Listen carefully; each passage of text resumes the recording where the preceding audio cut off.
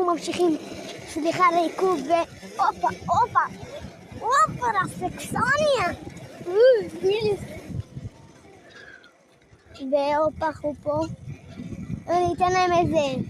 בוא תראה איזה עלייה, אני מדבר את השעות שלי. תסתכלו איזה עליות וירידות גם בשעות, אחי. הופה. את העלייה הזאת. אנחנו ניתקע עם האופנוע דלק. לא, יוניה, אין לנו מספיק דלק לחזור לבית. יוני, איך אנחנו חוזרים למושב של הבא? אני לא יודע. מקסימום.